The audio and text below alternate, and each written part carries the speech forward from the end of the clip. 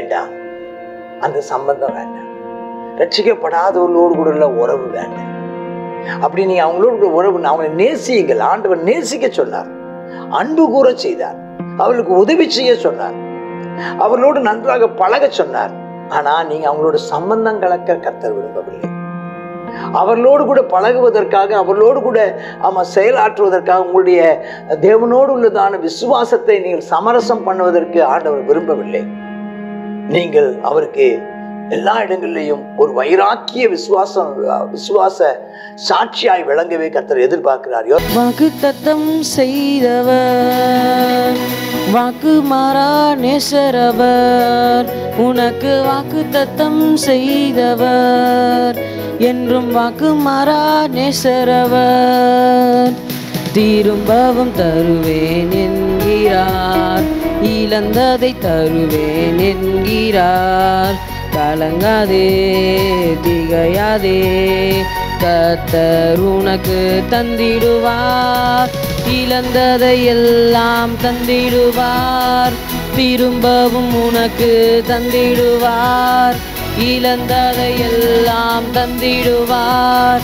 திரும்பவும் உனக்கு தந்திடுவார்.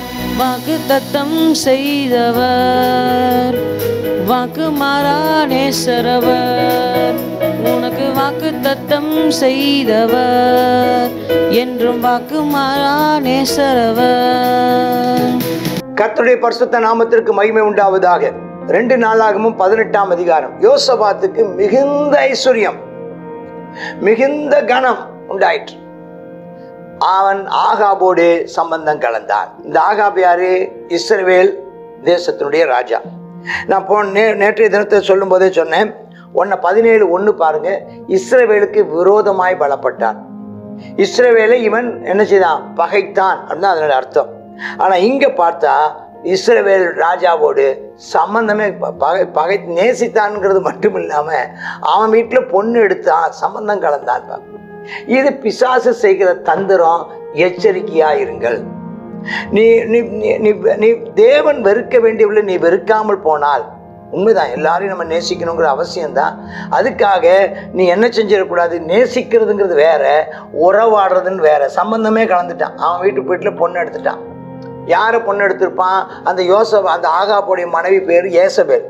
ஏசபேல் பயங்கரமான அவளுடையதான வேசித்தனங்களும் அவளுடைய சூனியமும் அவளுடைய பில்லி சூனியங்களும் அதிகம். அவள் பாகால் வணக்கத்தினாலே அவன் அந்த இஸ்ரவேல் ஜனங்களை கெடுத்து போட்டவள். அவளுடைய மகள் அத்தாலியான்னு ஒரு பொண்ணு. அந்த அத்தாலியாங்கிற பொண்ணு தான் பையனுக்கு பொண்ணு எடுத்துட்டாரு இந்த யோசபாத்து. இது இவனுக்கு கேடாய் அமைந்தது. இவனுக்கு கேடுக்குள்ள ஒரு கேடு. இது ஒரு தவறு. அங்கே தவறுங்க சொல்லப்படலை, ஆனால் நாம் அதை புரிந்து கொள்கிறோம். 17:1 அதை நீங்கள் ஒப்பிட்டு பாருங்கள். சில வருஷம் போச்சு. சமாரியாவில் இருக்கிற ஆகாபடத்துக்கு போகிறான். அப்போ ஆகாப் அவனுக்கும் அவனோடு இருக்க ஜனத்துக்கும் அநேக ஆடு மாடுல அடிப்பித்து கீழையாத்துல ராமோத்துக்கு வரும்படி அவனை ஏவினான். நல்ல சோறு போட்டு நல்ல ஆடு மாடுலாம் நல்ல மாட்டனும் அடித்து அவனை என்ன செய்கிறான்? அவனை ஏவினான். ஒரு காரியம் செய்வதற்கு ஏவுகிறான். இதான் இப்போ சம்பந்த கணக்கு. அதாவது தேவையில்லாத ஒன்று. இஸ்ரவேல் ஜனங்கள் தேவனை அறியாதவர், அவர்கள் தேவனுக்கு விரோதமாக இருக்கிறவர்கள், அறியாதவர்கள் அல்ல, தேவனை அறியாதவர்னு ஒருத்தங்க இருக்காங்க. தேவனை அறிந்தும் அவரை எதிர்க்கிறவங்க இருக்காங்க. இந்த இஸ்ரவேல் ஜனங்கள், இந்த ஆகாபெல்லாம் தேவனை அறிந்தவர்கள். அவன் தேவனை அறிந்தவன், பிரமாணத்தை அறிந்தவன், ஆனால் தேவனுக்கு விரோதமாய் செயல்படுகிறவன். அவனோடு சம்பந்தம் கலந்தான். அவன் வீட்டில் போய் சாப்பிட போனான். அங்கே அவன் என்ன செய்கிறான்? அவன் ஒரு காரியத்தை செய்யும்படி அவனை ஏவுறான். என்ன காரியத்தை செய்யும்படி ஏவுறான்னா, ஆகாப் யூதாவின் ராஜா யோசபாத்தை நோக்கி கீழையாத்தில் உள்ள ராமோத்துக்கு என்னோட வருகிறீரான்னு கேட்குறான். இந்த ராமோத்துங்கிற ஏரியா அவசியம். அது அவங்க மீட்கப்பட வேண்டியது அவசியம் இருக்குது. ராமோத்துக்கு வாரீங்களான்னு கேட்குறான். அப்போ அவன் சொல்லும்போது இந்த யோசபாத் சொல்கிறான், நான் தான் நீர். எப்படி யோசபாத்து கர்த்தரோடு இருந்தான், ஆகாப் பாகாலோடு இருந்தான். எப்படி கர்த்தரோடு இருக்கிற யோசபாத்தும் பாகால் வணக்கத்தோடு சம்பந்தப்பட்ட ஆகாபும் நீ தான் நான் தான் நீன்னு சொல்ல முடியுமா சொல்கிறான். என்னுடைய ஜனங்கள் உம்முடைய ஜனங்கள். எப்படி அவனுடைய ஜனங்கள் பாகால் வணக்கத்தை பின்பற்றுகிற ஜனங்கள் யாரு? இங்கே யூதா தேசத்தில் கர்த்தருடைய வசனத்தினால உபதேசிக்கப்பட்டவர்களும் தேவனுடையதான வழிமுறைகளையும் ஆராதனை முறைகளையும் கடைபிடிக்கிற இந்த ஜனங்களுக்கு அந்த ஜனங்களுக்கு என்ன சம்பந்தம் இருக்கு? அதனால தான் கொரிந்து 6ஆம் அதிகாரத்தில் அங்கே பவுல் அப்போஸ்தலன் சொல்லும்போது விக்கிரகத்திற்கும் தேவனுக்கும் என்ன சம்பந்தம் இருக்குது? தேவனுடைய ஜனங்களுக்கும் ஆமென் ஸ்தோத்திரம் தேவன் அல்லாதவர்களுக்கும் சம்பந்தம் ஏதுன்னு கேட்கிறார். ஜாக்கிரதையா இருப்போம். ஆனா ஒண்ணு செய்யறான் யோசபாத், சரி நான் வர்றேன், ஆனா கர்த்தருடைய வார்த்தையை நம்ம தெரிஞ்சுட்டு போவோம் அப்படிங்கிறான். அப்ப சொல்றான், சரி ரைட்டு, என்கிட்ட ஒரு 400 பேர் இருக்காங்க, 400 தீர்க்கதரிசி கூப்பிடுறாங்க. இந்த 400 தீர்க்கதரிசிகள் யாரு? பாகால் தீர்க்கதரிசிகள், கர்த்தருடைய தீர்க்கதரிசிகள் அல்ல. அப்போ விசாரிக்குமா அந்த அவங்க அத்தனை பேர் ராமோத்தின் மேல் யுத்தம் பண்ண போகலாகாதான்னு கேட்குறாங்க.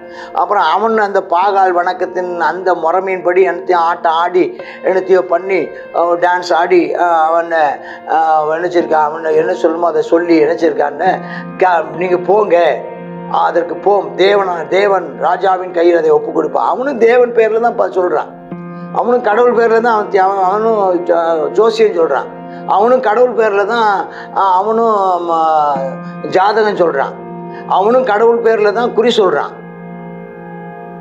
அப்போ அவன் சொல்கிறான். அப்போ ஆனால் 18:6 சொன்னபடி யோசபாத்துக்கு அதில் அவனுடைய ஆவிக்கு ஒத்து போகல. ஏன்னா நம்ம கர்த்தரோடு இருக்கிறவன் அல்லவா, இவனுடைய ஆவிக்கு அது ஒத்து போகலை. அவனுக்கு தெரியுது அது என்னடா இது வித்தியாசப்படுது, இது கர்த்தருடைய வார்த்தை மாதிரி தெரியுதே அப்படின்னு சொல்லி தெரியலையே அப்படின்னு சொல்லிட்டு கர்த்தருடைய வார்த்தை மாதிரி தெரியலைன்னு சொல்லிட்டு யோசபாத் கேட்குறேன், நான் விசாரித்தறிவிற்கு இவர்கள் எல்லாமே கர்த்தருடைய தீர்க்கதரிசி யாரும் இல்லையா, கர்த்தருடைய தீர்க்கதரிசி இல்லையான்னு கேட்குறான்.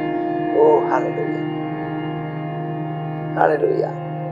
அப்போ இஸ்ரவேலின் ராஜா யோசபாத் சொல்றான், கர்த்தரிடத்தில் விசாரிப்பதற்கு ஒருத்தன் இருக்கிறான், இம்மலாவின் குமாரனாய் மிகாயான்னு ஒருத்தன் இருக்கான், அவன் கர்த்தருடைய தீர்க்கதரிசி.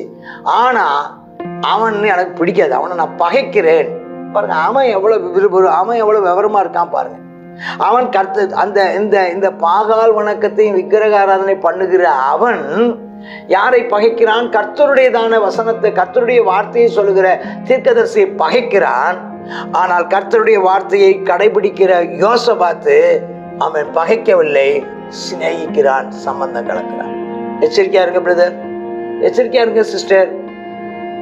ரட்சிக்கப்படாதவர்களோடு பழகும் போதும், ரட்சிக்கப்படாதவர்கள் மத்தியில் உலாவும் போதும் உங்களுடைய விசுவாசத்தை நீங்கள் சமரசம் செய்து கொள்ளாதபடிக்கு எச்சரிக்கையா இருங்க.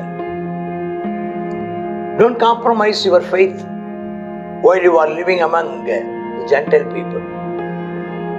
பிரஜாதி மக்கள் நடுவில் வாழும்போது உங்களுடைய விசுவாசத்தை நீங்கள் சமரசம் செய்து கொள்ளாதீங்க. விசுவாசத்துக்காக உறுதியாக நில்லுங்கள்.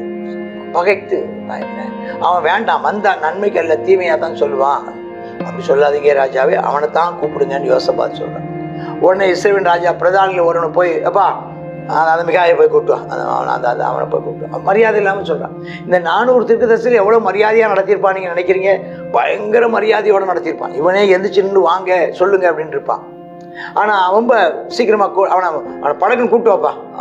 அவன் தான் கேட்பேங்கிறான், தீர்க்கதரிசி கூப்பிட்டு ஒரு மரியாதை இல்லாம கூப்பிட்டு வாங்குறான். அவன் போறான். இஸ்ரவேலின் ராஜாவும் யூதாவின் ராஜா யோசபாத்தும் சமாரியா ஒளிம வாசல்ல விசாலமான இடத்துல ராஜவஸ்திரம் தரிச்சிருக்கிறாங்க. வலது பக்கமும் இடது பக்கமும் இராணுவ தளபதிகள் நின்றுட்டு இருக்கிறாங்க. யுத்த ஆலோசனை போயிட்டு இருக்கு. இப்போ யுத்த ஆலோசனை யார்கிட்ட கேட்டு போறாங்க? ஆமா, அவங்க அந்த காலத்துலேருந்து இந்த காலம் வரைக்கும் யுத்த ஆலோசனைக்கு அவங்க சாமி, அவங்க கும்பிடுற சாமிங்கிற பேர்ல பார்த்துட்டாங்க. அவன் பாகால் தீர்க்கதரிசி சொல்றான். இப்போ நம்ம ஆளு யோசபாத்து பாகால் தீர்க்கதரிசிகளை அடையாளம் கண்டுக்கிட்டான், இது கர்த்தருடைய வார்த்தை அல்ல, அது வேணும்னு. அப்போ அவன் என்ன செய்யறான், போறான். அப்போ முன்னாக தீர்க்கதரிசனம் சொல்றாங்க. சொல்லும்போது எப்படி சொன்னாங்களாம், கேனானாவின் குமாரனாய் சிதேக்கியான்னு ஒருத்தன் 2 இரும்பு கொம்பு மண்டையில இந்த மாடு மாதிரி கொம்பு வச்சுக்கிட்டு, ஏன்னா இந்த பாகால் வணக்கத்தோடு சம்மந்தப்பட்டது இந்த மாடு வணக்கம். இந்தியாவில் கடைபிடிக்கிற மாதிரி இந்தியாவில் எப்படி மாடு கும்பிடுறாங்களோ, இந்தியாவில் எப்படி மாடுகளை கடவுளாக வணங்குறாங்களோ, அதே மாதிரி அந்த பாலஸ்தீன தேசத்தில் அவங்க மாடுகளை தெய்வமாக வழிபடுகிற ஒரு மார்க்கம். மாடுடையதான கண்ணுக்குட்டியை செஞ்சு கண்ணுக்குட்டி வணக்கம், கன்றுக்குட்டி வணக்கம் வந்து. அப்போ நம்ம இந்தியாவுக்கு கன்றுக்குட்டி வணக்கம் இருக்கிற அந்த காலகட்டத்தில் அதுக்கு முன்னதாகவே எங்கே இருக்குது, பாலஸ்தீன பகுதியிலையும் கண்ணுக்குட்டி வணக்கம் இருக்குது. அப்போ கொம்புகளை வச்சுக்கிட்டு அவன் பாருங்கள், இந்த கொம்பை வச்சு முட்டி தூக்கி எரிஞ்சிருவீங்க அப்படின்னு மண்டையில் ஒரு இது மாதிரி பண்ணிக்கிட்டு, பார்த்துருக்கீங்களான்னு தெரில, மாடு மாதிரி தன்னை அலங்கரிச்சுக்கிட்டு வேஷம் போட்டுக்கிட்டு அவன் சொல்கிறான், தீர்க்கதரிசனம் சொல்கிறான். அப்போ சகல தீர்க்கதரிசிகளும் அவனுக்கு இசைமா மீதி இருக்கிற எல்லாரும் ஆமாம் ஆமாம் இப்படியே ஆகும் ஆமாம் அப்படிங்கிறான். அப்போ அந்த மிகாயாவை, கர்த்தருடைய தீர்க்கதரிசியாக மிகாயாவை அழைக்க போனவன் போய் அவன் தீர்க்கதரிசியை பார்த்து, ஐயா எல்லாம் ராஜா என்ன சொல்கிறாரோ அதுதான் சொல்லியிருக்காங்க, நீயும் அவங்களோட வார்த்தையில் ஒன்று மாதிரி இருக்கிற மாதிரி நன்மையாக சொல்லும் அப்படின்னு சொல்கிறான். அப்போ மிகாயா சொல்கிற, தேவன் சொல்கிறது தான் நான் சொல்லுவேன் அப்படின்னு பார்த்துட்டான். வந்த உடனே ராஜா அடுத்து வந்தபோது ராஜா அவனை பார்த்து, மிகாயாவே நாங்கள் கீழையாத்துள்ள ராமோத்தியுமே யுத்தம் பண்ண போகலாமா போகலாகாதான்னு கேட்குறான். அவன் போங்க போங்க, உங்களுக்கு வாய்க்கும் உங்கள் கையிலே ஒப்பு கொடுக்கப்படுவார்கள் அப்படின்னு. இதை சொன்ன உடனே அவனுக்கு இடிக்குது. யாருக்கு? இஸ்ரவேல் ராஜாவுக்கு இடிக்குது. இல்லை, இது கர்த்தருடைய வார்த்தை இல்லை. பாருங்க பாருங்க பாருங்க, தெரியுது பாருங்க. அந்த பாகால் தீர்க்கதரிசிலாம் அவன் தீர்க்கதரிசனம் சொல்லும் போது இவருக்கு தெரியுது. இப்போ இவன் ஒரு தீர்க்கதரிசனம் சொல்கிறான், ஆனால் இது வந்து கரெக்டாக உண்மையாக சொல்லலைங்கிறது யார் தெரிஞ்சுக்கிட்டா? ஆகாபே தெரிஞ்சுக்கிட்டான். இல்லை, நீ தப்பாக சொல்கிற, இது இல்லை.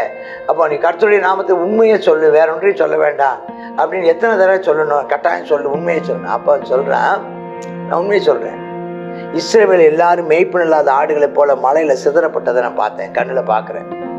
எல்லாரும் சிதறி ஓடுகிறத, உயிர் படைச்சா போதுன்னு தப்பிச்சு செருப்பெல்லாம் கழட்டி போட்டுட்டு தங்களுடையதான ஆயுதங்களை போட்டுட்டு சிதறப்பட்டு ஓடி வர்றதை பார்க்குறேன். அப்போ கர்த்தர் சொல்கிறார், இவர்களுக்கு எஜமான் இல்லை.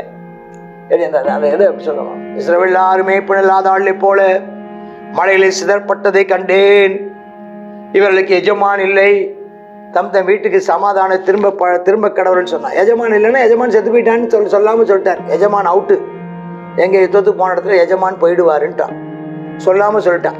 ஆனால் புரிஞ்சுக்கிடுச்சு அவங்களுக்கு.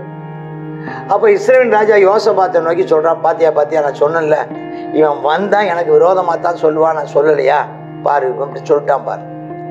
அப்போ யோசபா சொல்கிறான், கர்த்தருடைய வார்த்தையை கேளுங்கள். அவன் யார் சொல்கிறா இங்கே? அப்பொழுது அவன் சொன்னதுன்னு யாரு? மிகாயா. கர்த்தருடைய வார்த்தையை கேளுங்கள், கர்த்தர் தம்முடைய சிங்காசனமே வீற்றிருக்கிறதையும் பரமசேனையெல்லாம் வலது பக்கம், இப்போ நீங்கள் 2 பேர் உட்கார்ந்துருக்கீங்க, உங்கள் இடது பக்கம் வலது பக்கமும் அவன் மந்திரிமார்களும் இராணுவ தலைவர்களும் இருக்கிறத பார்க்குறேன்.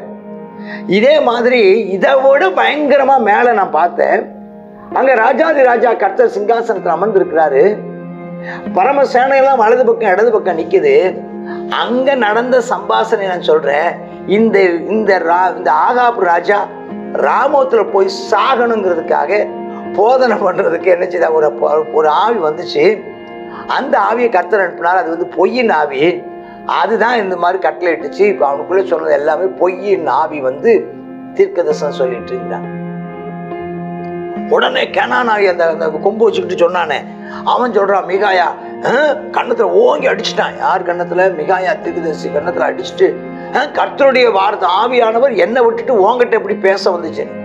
அப்போ உடனே மிகாயா சாதாரண இல்லை, கர்த்தருடைய வார்த்தை பேசுகிறப்ப அமைதியாக இருப்பான், பார்க்கறதுக்கு சாதுவாக இருப்பான். அவன் டக்குன்னு சொன்னான், நீ உனக்கு ஒரு ஆபத்து வந்து நீ உன்னுடைய உயிருக்கு பயந்து உள்ளறையில் ஓடி ஒளிவா பார்த்தியா, அப்போ நீ பார்ப்ப எப்படி ஆவியானவர் என்கிட்ட சொன்னாரா அவன்கிட்ட சொன்னாரான்னு. உடனே ராஜா மிகாயாவை பிடிச்சி நினைச்சிங்க, அவனை சிறைச்சாலையில் போடுங்க, நான் சமாதானத்தோடு வர்ற வரைக்கும் இவனுக்கு இடுக்கணின் அப்பத்தையும் இடுக்கத்தின் தண்ணீரையும் கொடுங்க. உடனே மிகாயா சொல்கிறேன், ஐயா நீ திரும்ப வரமாட்டேறியா, நான் தெளிவாக சொல்கிறேன், நீ சமாதானத்தோடு திரும்ப வரமாட்டேன், நீ வந்தால் கர்த்தர்கிட்ட பேசுறேன்னு அர்த்தம் அப்படின்னு ஸ்ட்ராங்காக சொல்லிட்டான். பாருங்க, இது எல்லாத்தையும் பார்த்துட்டே இருக்கான். அறிவு வேண்டாமா? எல்லாத்தையும் பார்த்துட்டே இருக்கான். என்ன நடந்துச்சுன்னு பார்க்குறான் யோசபாத். அதான் சொல்ற, முதல்லையே மதியை வளர்ந்துட்டான். ஏன்? சம்பந்தம் கலந்துட்டான். நீ முதல்லையே நீ அவங்களோடு கூட இருக்கு. அதனால தான் சொல்லுது, சம்பந்தம் ஏது? புறஜாதியாரோடு கூட உங்களுக்கு பழக்கம் வேணும், உங்களுக்கு வழக்கம் வேணும், உறவு அவங்களோடு கூட பிஸ்னஸ் வேணும், அவங்களோட கூட காரியங்கள் செய்யுங்க. ஆனால் உங்கள் விசுவாசத்தை நீங்கள் என்ன செஞ்சிடாதீங்க, சமரசம் பண்ணிடாதீங்க. ஒரு மாமிசம் சாப்பிடாத, நான்வெஜ் சாப்பிடாத உன்னுடைய நண்பனை அவன் நான்வெஜ் சாப்பிட நீ வைத்து விடுவாயோ? நான்வெஜ் சாப்பிடாத ஒரு மனிதனை நீ சாப்பிட வைத்து விடுவாயோ? உன்னால முடியாது. ஆனால் அவன் ஸ்தோத்திரம், பாவமே செய்யாத ஒன்று, சில காரியங்களை வாயில குடிச்சு பார்க்காத ஒன்றை குடிக்க வைக்கிறது ஈஸியா இருக்குதப்பா. மதுபானத்தை குடிக்கிறவர்களோடு கூட சேர்ந்தால் நீ குடித்து விடுகிறாயே. எச்சரிக்கையா இருக்கும். அவன் பாருங்க, அவன் தெளிவா ஒத்துக்க மாட்டேன்ட்டான்ல, கர்த்தருடைய தீர்க்கதரிசியை ஏத்துக்க மாட்டேன்ட்டான். பாத்தீங்களா? அவனை அடிக்க சொல்லிட்டான். பார்த்தீங்களா? அன்னைக்கு ராஜா கண்ணை காட்டாம அடிச்சிருப்பானா? அடிச்சிட்டான். பாத்தீங்களா? அவனை தூக்கி சிறைச்சாலை தூக்கி போட்டான். பாத்தீங்களா? அவங்க அதை செய்யறாங்க. அவங்களுடைய விசுவாசத்தை சமரசம் பண்ணிக்காம அவங்க நடந்துக்கும் போது நீ உன்னுடைய விசுவாசத்தை சமரசம் பண்ணிக்கொண்டது என்ன? யோசபாத்தே. சரி, போச்சு. அடுத்து பாருங்க, 2 பேரும் போறாங்க, யுத்தத்துக்கு தொடர்ந்து போறாங்க. நல்லா தெரிஞ்சு போச்சு, யோசபாத் தெரிஞ்சு போச்சு, இதுல கர்த்தர் இல்லைன்னு தெரிஞ்சு போச்சு. ஆனாலும் இவன் என்ன செய்யறான்? வேற வழி இல்லாம போறான். அப்ப சொல்லும் போது சொல்றான் ராஜா பார்த்து, இவன் யோசபாத்து கூட ஆண்டவர் சொல்றாரு, நீ செத்து, இங்க யாரு எஜமான், இந்த பட்டாளத்துல யாரு எஜமானா இருக்கான்னு அவன் செத்து போவான்னு அவன் சொல்லிட்டான். எஜமான் இல்லைன்னு. இவன் நல்லா பாருங்க, எவ்வளவு விவரமான ஆகாப்புன்னு பாருங்க. யோசபாத்த சொல்றான், நீ ராஜவஸ்திரம் தரித்து நீங்க தான், உங்க தலைமையில தாங்க இன்னைக்கு யுத்தமே நடக்கணும், நீங்க தான் ஆமா நடக்கணும் சம்பந்தி. இன்னைக்கு உங்க யுத்தம் தான், நீங்க தான் முன்ன நின்று ராஜ அந்த முதல் ராஜ ரதத்துல நீங்க ஃபர்ஸ்ட் போறீங்க, நீங்க தான் ஃபுல் கெட்டப்ல போறீங்க. நான் ஒரு சாதாரண ஆள் மாதிரி, ஒரு சாதாரண ஒரு வீரன் மாதிரி, நான் வேஷம் மாதிரி நானும் வாரேன் அப்படிங்கிற. எதுக்கு? இன்னைக்கு எஜமான் காலி ஆயிடுவான்னு அவன் நம்பினான். யார் சொன்ன வார்த்தை? மிகாயா சொன்ன வார்த்தை. ஆனா யோசபாத் என்ன செய்யலாத, அது கருத்தில் கொள்ளல. நம்பலன்னு சொல்றதை விட அவன் கருத்துல கொள்ளல. இவனும் அவன் சொல்றானே, சம்பந்தியை நம்ம தூக்கி வைக்கிறாரு, நமக்கு அவன் ரதத்தையே நமக்கு தந்துட்டார், ராஜா ரதத்தையே தந்துட்டாரு, ஐயா நான் ட்ரெஸ் கொண்டாடலையானதுக்கு அவர் ட்ரெஸ்ஸையே நமக்கு கொடுத்து ராஜா மாதிரி உட்கார வச்சுட்டானே, பதவி கொடுத்தா போதும். ஏமாந்துட்டான் யோசபாத். எல்லாம் யுத்தம் பண்ண போகுது. அவன் சீரியாக்காரன் சொல்லிட்டான், நீ வேற எவனையும் கொள்ளாத, இன்னைக்கு செய்ய வேண்டிய எஜமானம் மட்டும் காலி பண்ணிட்டான். எல்லாரும் யோசபாத் பார்த்தாங்க, அதான் பெரிய ரதம், அந்த ரதத்துக்கு முன்னால இவன் தான் ராஜவஸ்திரம் தரிச்சு உட்கார்ந்துருக்கான். இவன் தான், இவனை காலி பண்ணா போதும், இவன் தான் யாரு? இந்த ராஜா, இஸ்ரவேலின் ராஜா ஆகாப், இவன் தான். எல்லாம் அனுமதி எல்லாம் ரெடியா இழுத்துட்டான். உடனே இவன் குய்யோ முறையோன்னு அவன் கத்த ஆரம்பிச்சிட்டான். ஐயோ நான் ராஜாவே இல்லை. இவன் தான் ஐயோ அவனை சூழ்ந்து கொண்டு அவன் பயங்கரமா கூக்குரல் போட ஆரம்பிச்சிட்டான். ஆண்டவரே காப்பாற்றுமே, ஆண்டவரே தேவனே, எகோவா தேவனே, எகோவா தேவனே, எகோவா ஈரே, எகோவா ஷம்மா, எகோவா ஷாலோம், எகோவா தேவனே அப்படின்னு. ஆனால் கர்த்தர் அந்த இடத்துல இவ்வளவு ஒரு முட்டாள்தனமான, இவ்வளவு ஒரு மதியீனமான காரியத்தை செஞ்சிருந்தாலும் அவன் அந்த இடத்துல என்ன கூக்குரல் போட்டதுனால அவனுடைய கூக்குரலை கர்த்தர் கேட்டு அவனுக்கு அனுசாரியா இருந்து அந்த ஆட்கள்லாம் என்னவோன்னு அவனை விட்டு விலகி போக முடியும். இவன் ராஜா இல்லைப்பா, இவன் என்ன ராஜா இல்லை, இவன் வேற ஏதோ பேர சொல்றான் அவன் சொல்லிட்டு ராஜா இல்லைன்னு திரும்பும் போது ஒருத்தர் அங்கிருந்து வந்ததுக்கு ஒரு இவ்வளவு இழுத்துட்டு சும்மா விடுறேன்னு திரும்பிட்டு விட்டான். அது நேர போய் அது என்ன ஆகி போச்சு, இஸ்ரவேலின் ராஜாவை ஆகா அப்படிதானே அவன் மண்டையில நல்லா ஹெல்மெட்ல ஸ்ட்ராங்கா போட்டிருந்தான், இந்த கோலியாத்து மாதிரி. அந்த சந்துல போய் என்ன செஞ்சிருச்சான், கேப்ல போய் குத்துனது, ரத்தம் வந்தது, அவன் செத்து போனான். இதுல என்ன நம்ம தெரிஞ்சுக்கிறோம், என்ன நம்ம கத்துக்கிறோம்?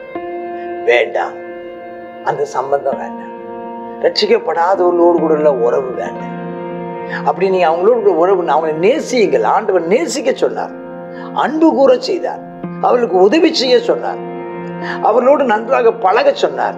ஆனா நீங்க அவங்களோட சம்பந்தம் கலக்க கர்த்தர் விரும்பவில்லை. அவர்களோடு கூட பழகுவதற்காக, அவர்களோடு கூட செயலாற்றுவதற்காக, உங்களுடைய தேவனோடு உள்ளதான விசுவாசத்தை நீங்கள் சமரசம் பண்ணுவதற்கு ஆண்டவர் விரும்பவில்லை.